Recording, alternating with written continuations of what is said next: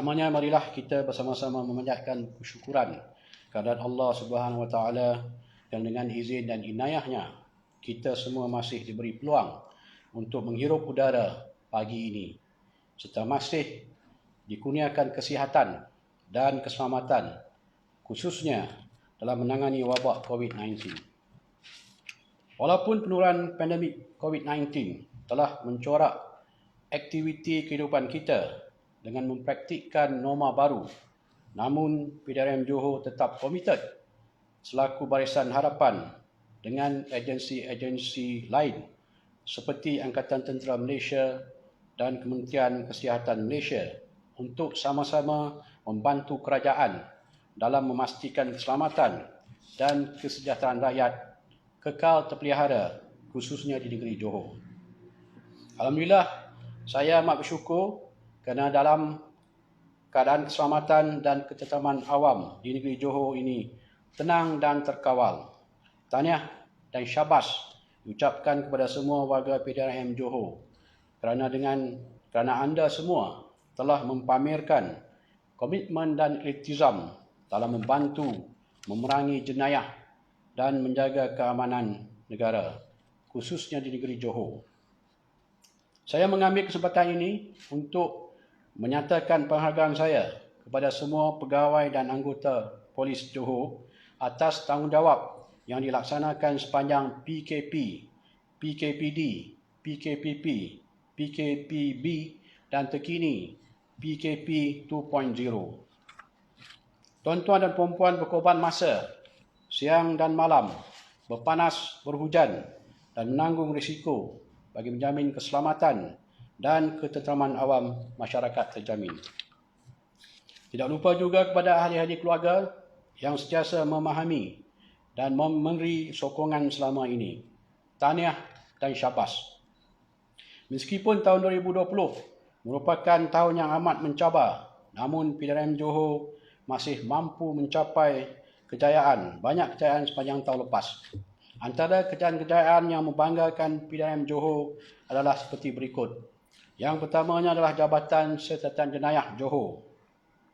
Jabatan Siasatan Jenayah Johor telah mempamerkan pencapaian yang membanggakan dengan penurunan jenayah indeks sebanyak 2,520 kes bersamaan dengan penurunan sebanyak 25%. Daripada 7,350 kes yang disiasat, sebanyak 3,960 kes telah berjaya diselesaikan dengan peratusan penyelesaian kes sebanyak 53%. Ini melebihi KPI 45% yang ditetapkan oleh pucuk pimpinan PDRM.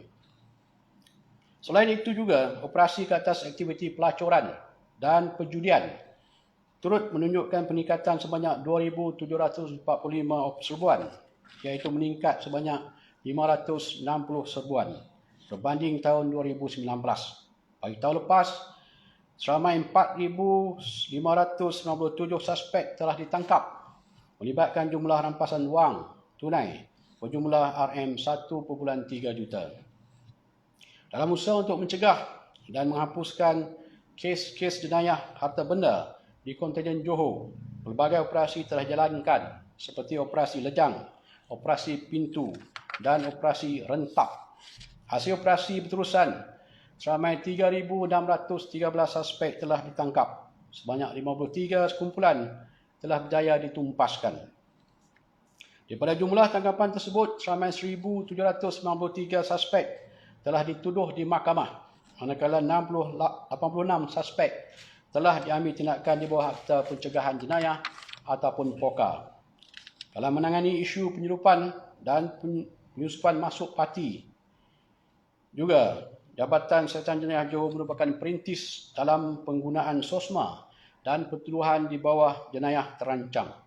Polis Johor juga merupakan perintis dalam modul kerjasama antara agensi-agensi melibatkan ATM, Jabatan Immigration, Jabatan Kastam dan APMM dalam menangani isu parti dengan pelancaran Op Pintas Persepadu Selatan pada 22 April tahun lepas, iaitu sebelum Op Benteng dilancarkan di peringkat pusat pada 1 Jun tahun lepas. Bermula pada 22 April sehinggalah 31 Disember tahun lepas, JSJ Johor telah berjaya menangkap seramai 716 suspek terdiri pada 184 tekong dan 52 migran. Sebanyak 42 kenderaan darat dan 9 buah bot serta 12 enjin telah dirampas daripada tangkapan yang telah dibuat. Seramai 72 suspek termasuk 19 pegawai agensi penguatkuasa telah diambil tindakan di bawah jenayah terancang. Seramai 6 suspek telah diambil tindakan di bawah Akta Pencegahan Jenayah ataupun POKA. Antara kes-kes jenayah menarik yang dapat diselesaikan oleh JSJ Johor adalah seperti berikut. Yang pertama, warga Mas dibunuh oleh pembantu rumah. Yang kedua, menumpaskan 2 kumpulan pemburu haram. Yang ketiga, kes bunuh pesara polis. Yang keempat, menumpaskan kumpulan samun bersenjata api iaitu Geng 21. Seterusnya, menumpaskan kumpulan warga Indonesia yang terlibat dalam samun keluar bank. Menumpaskan sedikit perjudian dalam talian dan terakhir membentras penyeludupan migran. Kedua adalah Jabatan Siasatan Jenayah Narkotik. Bagi narkotik Johor pula telah berjaya membuat tangkapan seramai 19,013 suspek yang terlibat dalam pelbagai kesalahan dadah. Jumlah rampasan dadah pula adalah sebanyak 2,765 kg dengan nilai sebanyak 33 juta ringgit. Manakala bagi jumlah harta yang disita pula sebanyak 14 juta. Selain itu, kontijen Johor merupakan kontijen yang tertinggi membuat ketuduhan di bawah Seksyen 39C Akta Dadah Berbahaya 1952, iaitu sebanyak 738 suspek ditangkap bagi tahun lepas. Sepanjang tahun lepas juga, narkotik Johor telah berjaya menyelesaikan 22,000 kertas siasatan yang terbengkalai bagi tempoh 2011 hingga 2019. Seterusnya pula adalah Jabatan Siasatan Jenayah Komersial. Laporan polis melibatkan jenayah komersial turut menunjukkan penurunan sebanyak 1,640 laporan ataupun penurunan sebanyak 4.8% berbanding tahun 2019. Kadar bertuduhan bagi Jabatan Siasatan Jenayah Komersial Johor menunjukkan peningkatan sebanyak 357 pertuduhan atau bersamaan 28%.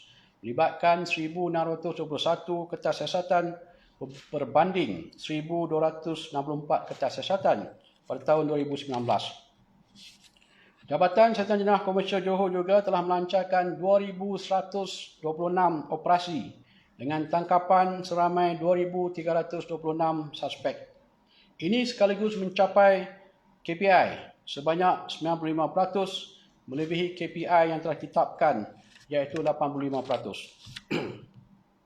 Antara kes-kes menarik yang diselesaikan oleh Jabatan Siasatan Jenayah Komersial adalah seperti berikut. Pembongkaran modus operandi terbaru sindiket Macau Scam membabitkan 12 suspek ditangkap yang terlibat dalam pelaburan hartanah dan Bitcoin. Yang kedua, tangkapan 268 suspek sindiket Ahlong. Dan yang ketiga, tangkapan 96 suspek yang terlibat dalam kegiatan Macau Scam. Seterusnya, Jabatan Siasatan dan Penguatkuasaan Trafik.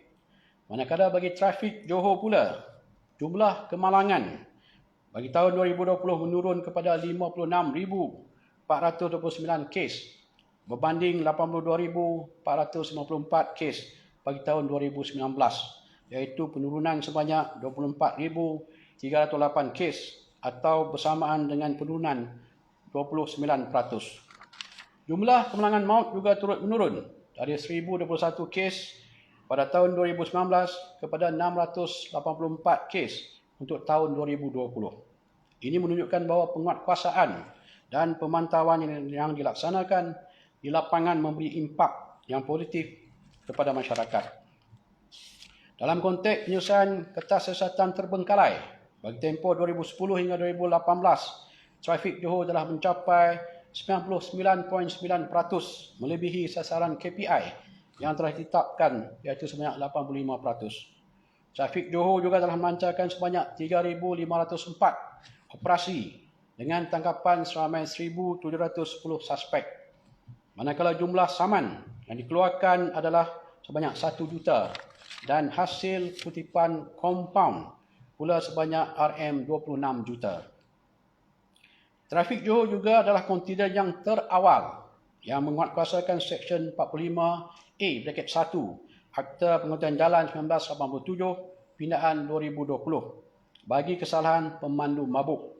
Di bawah akta ini juga, kontinen Johor telah mendakwa 9 individu kerana memandu di bawah pengaruh alkohol. Trafik Johor juga telah melancarkan op perdagangan di seluruh negeri Johor bermula pada bulan Jun 2020 bagi mengambil tindakan tegas kepada semua pemandu serta pemilik kenderaan perdagangan dan komersial. Op perdagangan ini akan dilancarkan secara berterusan dengan konsep total enforcement. Sebanyak 322 operasi telah dilancarkan melibatkan 7 tangkapan dan sebanyak 4,253 saman telah dikeluarkan. Jabatan Integriti dan Pematuhan Standard ataupun JIPS. Bagi JIPS, Johor pula ianya telah menerima sebanyak 544 aduan pada tahun lepas. Daripada jumlah tersebut, 484 aduan atau bersamaan dengan 89% telah dikemukakan maklum balas dan telah mencapai KPI yang telah ditetapkan. Baki 60 aduan tidak dapat dikemukakan maklum balas kerana aduan tersebut adalah daripada surat layang.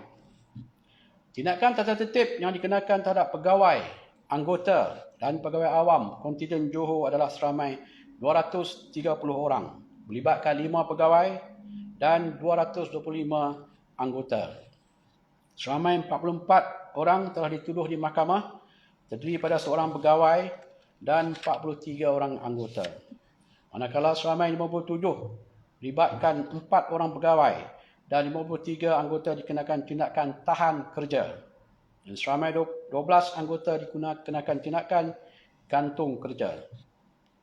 Seramai 46 anggota turut diambil tindakan buang kerja. Peningkatan ini adalah disebabkan oleh kesalahan dadah dan salah laku. Sepanjang tahun lepas juga, JIPS Johor aktif dalam mengesan kesalahan salah laku warga PDRM dan bertindak atas maklumat yang diperolehi telah menjalankan serbuan dan tangkapan ke atas pegawai, anggota dan pegawai awam yang terlibat dalam salah laku. Kes dadah merekodkan jumlah serbuan tertinggi iaitu 38 serbuan dan pemeriksaan. Seramai 24 orang anggota telah diambil tindakan kerana positif dadah.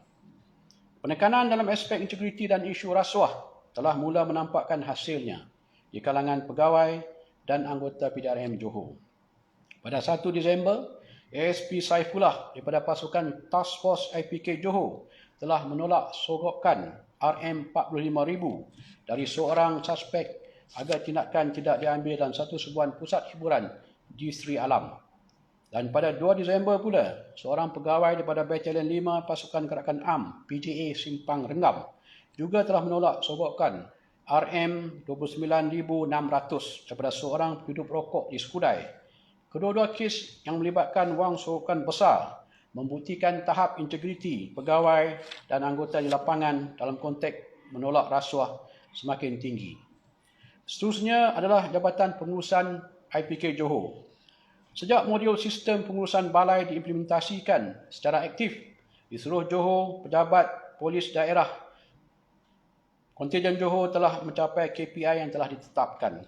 Sejak Jun hingga Disember, kontingen Johor telah menduduki tempat pertama berbanding kontingen-kontingen lain dari segi pencapaian peratusan pelaksanaan 3 modul, submodul utama, iaitu submodul e-buku harian balai, lawatan sektor dan daftar kerja harian.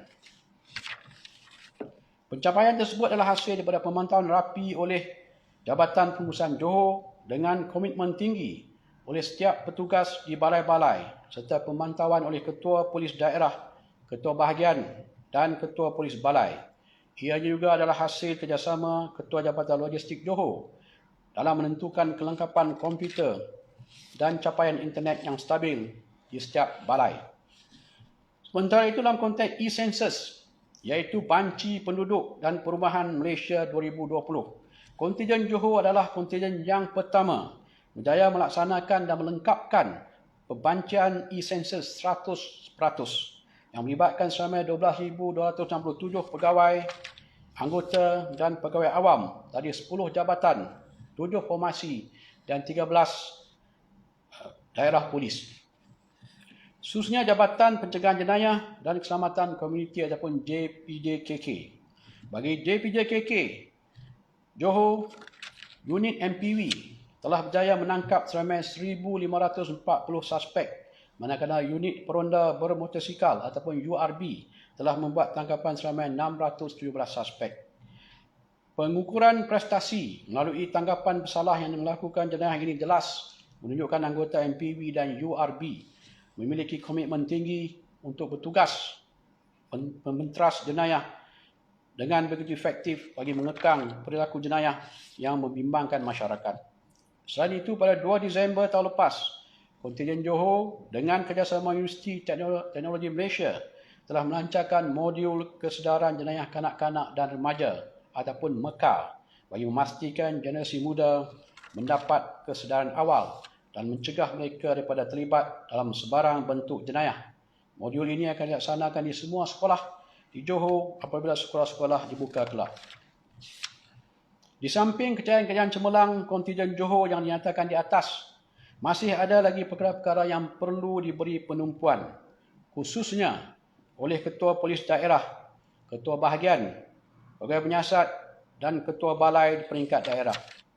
Saya masih tidak berpuas hati dengan tahap penyelidikan di peringkat daerah daripada semakan dan pemeriksaan mengejut yang dijalankan oleh tim daripada IPK.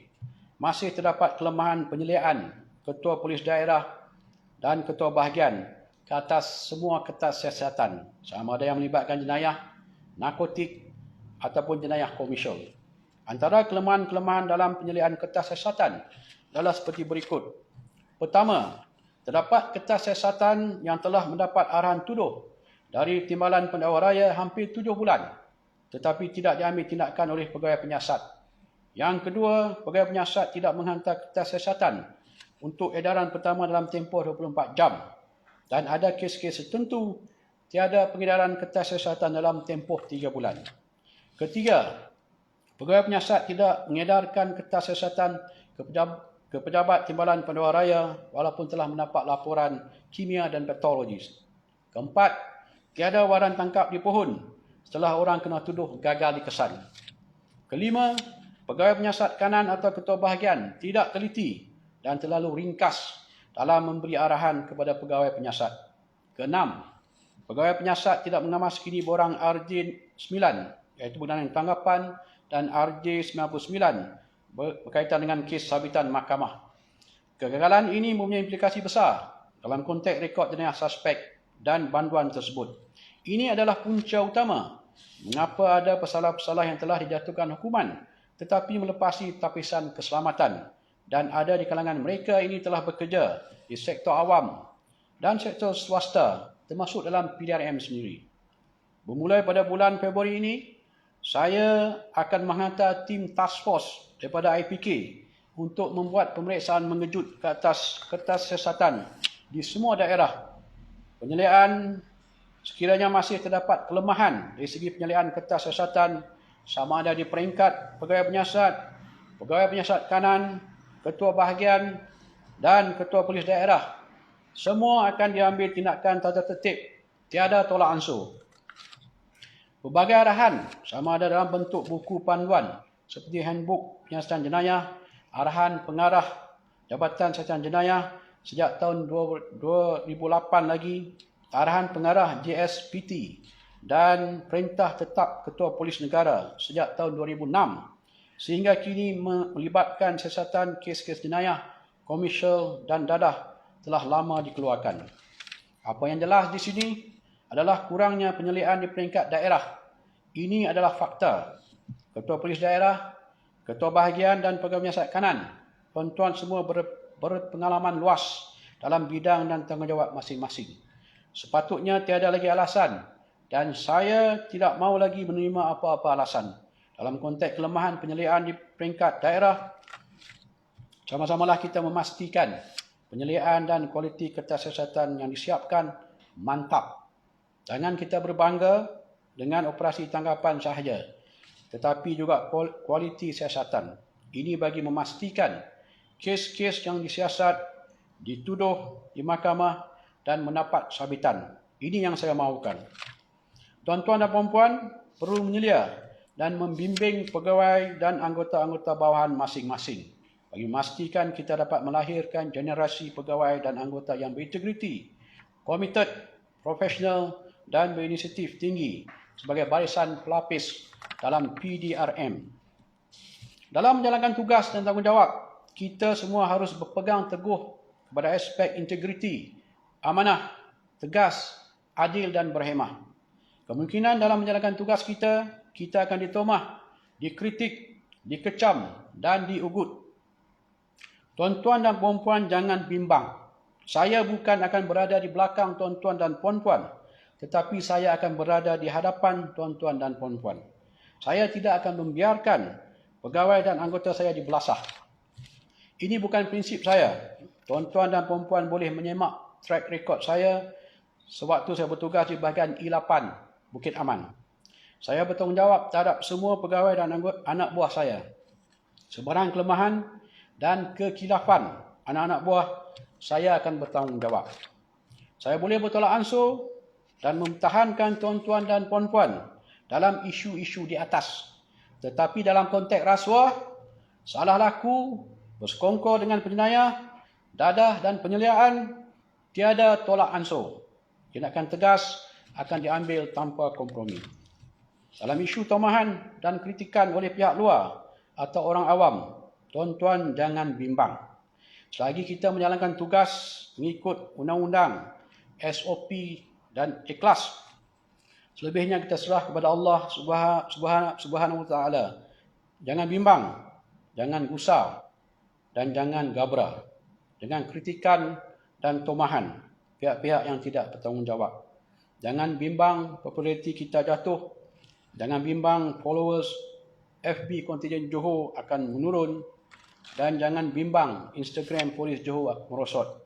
Kita bukan nak jadi artis, YouTuber atau nak bertanding dalam pilihan raya. Prinsip dan pegangan kita ikhlas, amanah, tegas, adil dan berhemah. Kejayaan-kejayaan yang diperoleh ini adalah hasil kesungguhan dan sokongan padu warga PDRM Johor serta sokongan padu daripada ke bawah Duli Yang Maha Mulia Sultan Ibrahim Ibni Almarhum Sultan Iskandar. Kerajaan Negeri Johor di bawah pimpinan Yang Amat Berhormat Menteri Besar Johor Datuk Haji Hasni bin Haji Muhammad, ketua-ketua jabatan dan agensi-agensi luar, barisan kepimpinan tertinggi Kementerian Dalam Negeri dan PDRM serta kerjasama daripada masyarakat umum. Semangat esprit de corps sebegini diperlukan demi memastikan kontingen Johor terus menjadi sebuah negeri contoh dalam semua aspek aman, tenteram dan selamat. Idea-idea yang bernas, sikap proaktif juga inovatif yang ada pada pegawai dan anggota dalam pelaksanaan tugas jelas telah menampakkan hasil dan sangat memberangsangkan. Malah pihak media juga turut berperanan dalam melaporkan berita-berita kejayaan PDRM Johor serta kejadian jenayah dengan penuh bertanggungjawab dan menepati etika kewartawanan. Dalam langkah ke hadapan, PDRM Johor akan terus menumpukan usaha untuk membentras sebarang aktiviti jenayah, dadah, gangsterisme, kehidupan parti serta isu-isu keselamatan dan ketenteraman awam. Tiada tolak ansur terhadap sebarang aktiviti jenayah dan anasir-anasir yang boleh mengancam keselamatan dan ketenteraman awam di Johor. Kami akan memastikan elemen fear of crime dikurangkan dan dihapuskan terus di kalangan masyarakat di Johor. Bukan sekadar KPI dan penurunan statistik jenayah.